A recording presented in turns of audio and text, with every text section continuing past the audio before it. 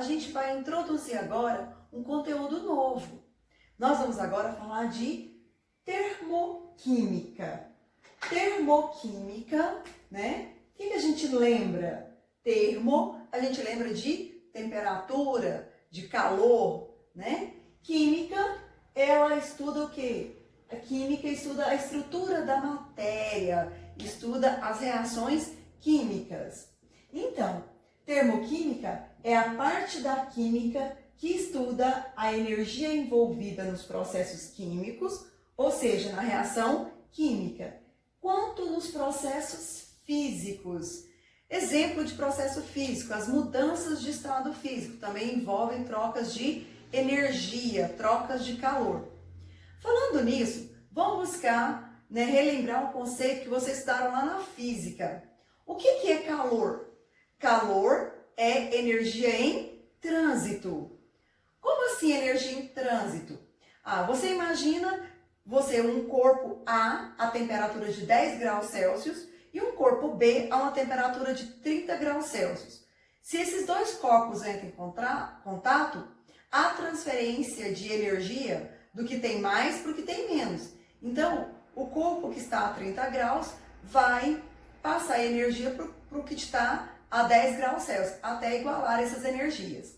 Bom, essa energia sendo transferida de um corpo para outro é chamado de calor. Então, calor seria a energia em trânsito.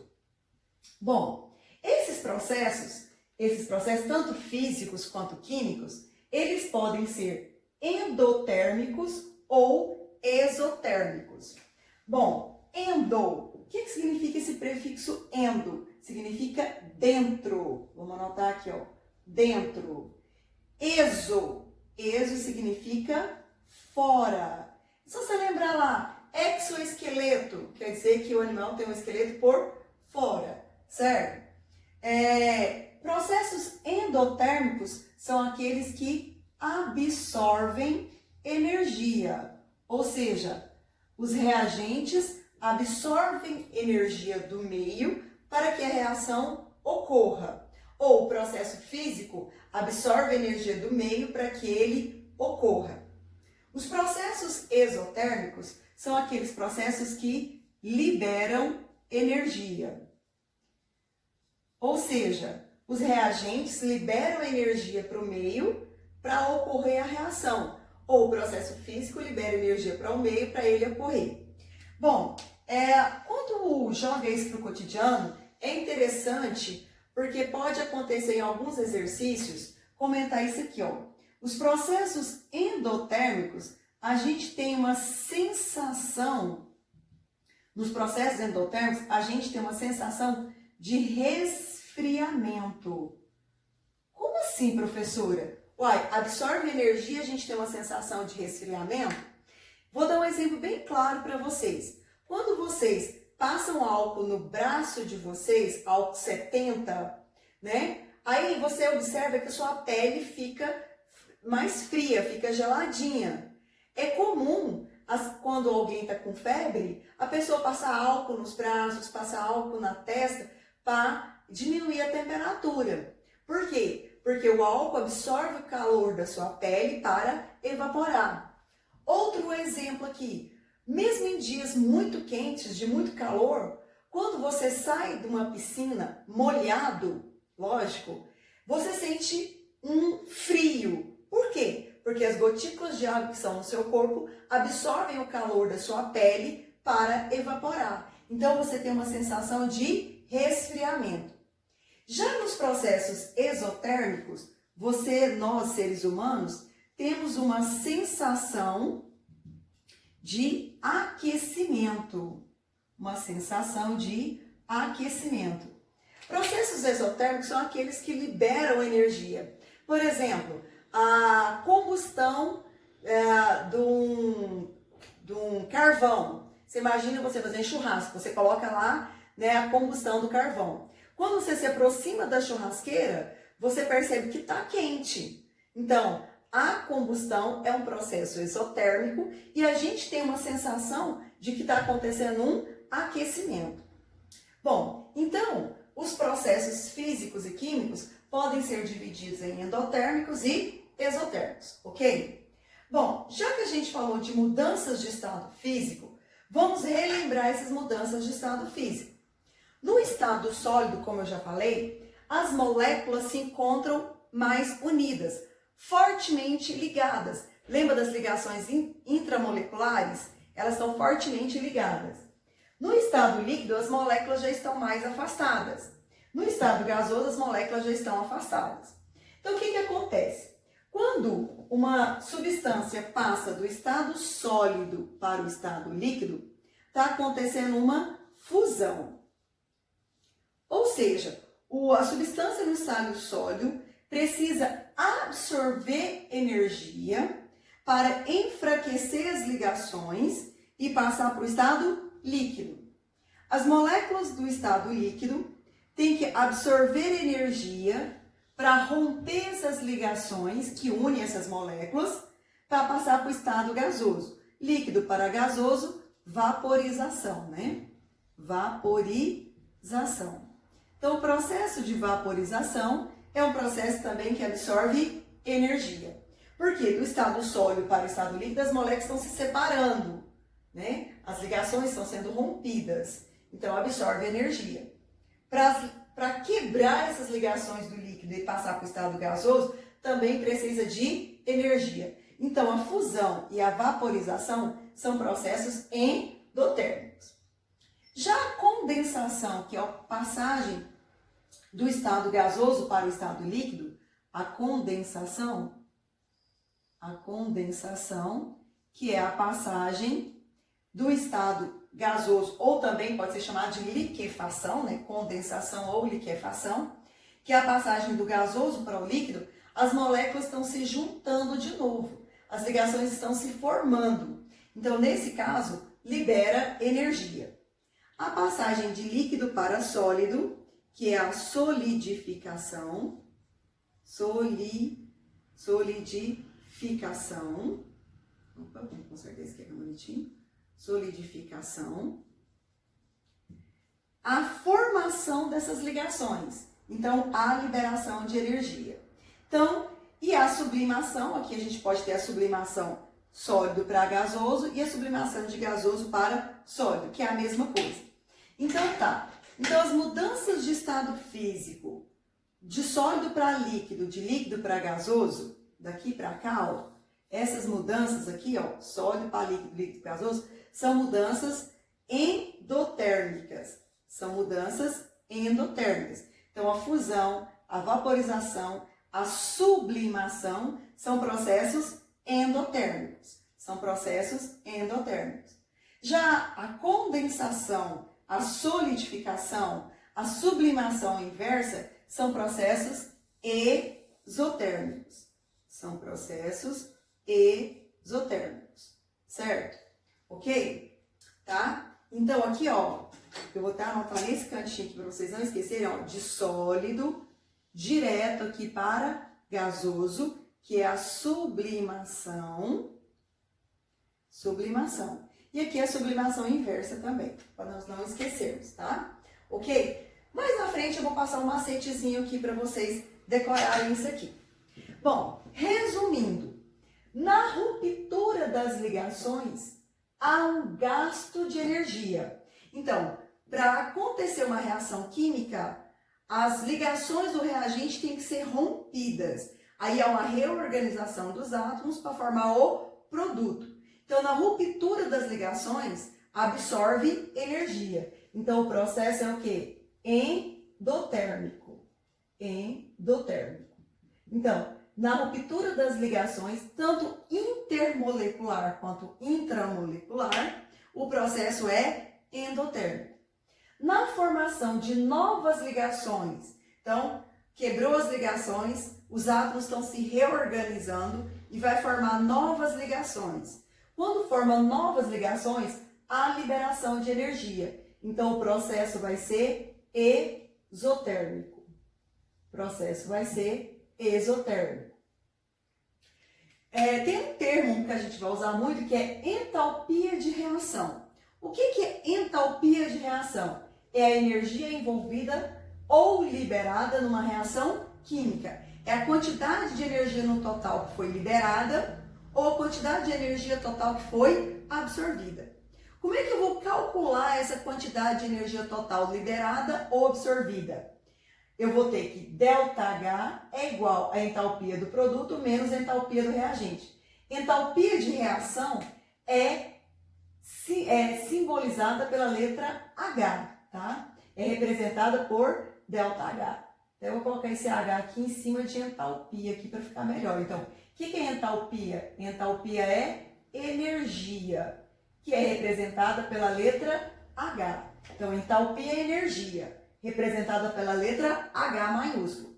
Entalpia de reação é energia absorvida ou liberada numa reação, que é representada por ΔH. Então, é o total. Como é que eu vou descobrir o total? Eu vou pegar o que eu tenho no final menos o que eu tenho no inicial. Então, o que é final numa reação? Produto. O que é inicial numa reação? O reagente. Então, numa reação química, tá? Numa reação química, eu vou ter reagentes sempre. E de lá da seta eu vou ter o quê? Produtos. Os reagentes vai ser o início. O reagente vai ser o início. O produto vai ser o quê? O final. Então, numa reação química, eu vou ter reagentes formando o produto. Reagente é o início, produto é o final. Então, ΔH, que é a variação de entalpia, é a entalpia total armazenada nos produtos menos a entalpia armazenada no reagente. Final menos inicial. Bom, agora vamos ver os diagramas dessa entalpia aqui, como é que funciona. Bom, diagramas de representação. Como é que a gente representa essa entalpia num diagrama? Vejamos alguns exemplos aqui. Então, aqui, olha, nesse eixo eu tenho a entalpia. Supondo que aqui eu tenha a entalpia dos produtos, vou escrever aqui produtos, e aqui a entalpia dos reagentes. Então, isso significa que aqui está a entalpia do produto e aqui está a entalpia do reagente. Ó, H do produto, H do reagente. A reação sempre ocorre do reagente para o produto. Então, aqui, ó, a seta vai ser para cima. A seta sai do reagente e vai para o produto. O que a gente observou aqui? Que a energia armazenada nos produtos, é maior do que a energia armazenada nos reagentes. Então, a entalpia dos produtos é maior que a entalpia dos reagentes. Se o produto é maior que o reagente, o ΔH vai ser maior que zero. Ou seja, esse diagrama aqui é o diagrama de um processo ou uma reação endotérmica. Lembrando que endotérmica é aquela que absorve energia. Se absorve energia, no final eu tenho mais energia do que no início. Então, nas reações endotérmicas, absorve energia, a energia do produto é maior do que a energia do reagente.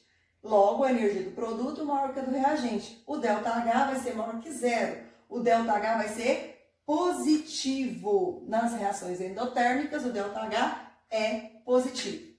Bom, agora vamos ao contrário. Supondo que aqui eu tenha a entalpia dos reagentes e aqui a entalpia dos produtos aqui, ó. Então, aqui, ó, eu tenho a entalpia do reagente, aqui eu tenho a entalpia do produto. Lembrando que a reação sempre ocorre no sentido reagente-produto. Então, aqui nesse caso, a setinha vai ficar para baixo. Então, olhando para esse diagrama, a entalpia do produto está embaixo. Então, a entalpia do produto vai ser menor do que a entalpia do reagente. Eu vou ter um número menor menos um número maior. Então, o ΔH dessa reação vai ser o quê? Menor que zero. Significa que liberou energia para o sistema. Então, esse diagrama aqui é um diagrama de uma reação exotérmica, tá? Bom, é só vocês relacionarem. Endotérmica absorve. Se absorve, eu tenho mais. Então, vai ser positivo. Seta para cima. Exotérmica, libera. Se libera, no final eu vou ter menos. Então, o ΔH meu vai ser negativo. No diagrama, a seta vai ficar para baixo. Um exemplo que a gente pode relacionar é com uma conta bancária. Se você abre uma conta no banco e vai só depositando dinheiro, o seu saldo fica positivo.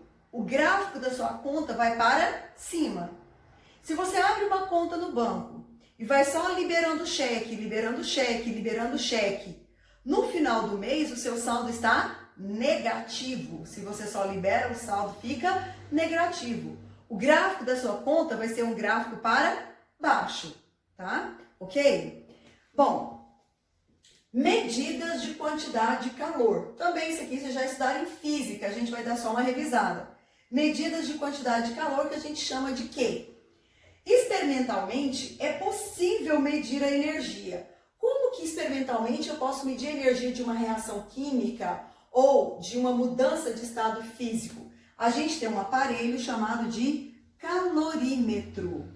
Calorímetro é um aparelho utilizado para medir essa quantidade de energia absorvida durante a reação ou liberada durante uma reação.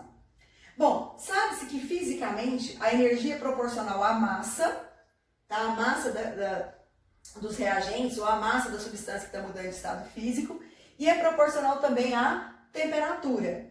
Daí, como que a gente calcula? Tá? Logo, quantidade de calor é igual à massa vezes o calor específico vezes a variação da temperatura, que é ΔT, ou seja, QMC ΔT. Dessa forma, a gente pode calcular a quantidade de calor envolvida.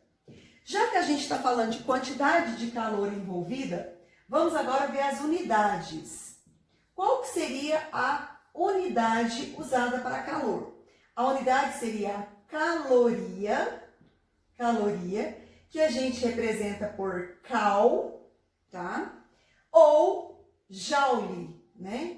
Joule, que a gente representa por J, certo? Tá?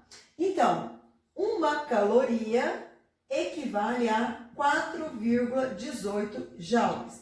Isso é importante vocês saberem, porque às vezes o exercício te dá os dados em caloria e pede a resposta em joule, ou vice-versa. Outra coisa muito importante vocês lembrarem é que normalmente essas unidades podem ser trabalhadas em quilocaloria ou quilojoule, tá? Quilocaloria é igual a 1000 calorias. Quilojoule quer dizer que é 1000 joules, tá? Isso é muito usado nos rótulos dos alimentos, tá? Se você fala que aquele alimento tem 1000 calorias, dá um impacto grande. Mas se você fala que o alimento tem 1 quilocaloria, tá? Já é um impacto menor. Já vai assustar menos o consumidor, tá? Então, no rótulo dos alimentos sempre vem escrito assim, ó, valor energético. Ou seja, vai falar para você a quantidade de energia que aquele alimento fornece para o seu corpo, ok? Bom, essa aqui foi uma breve introdução de termoquímica.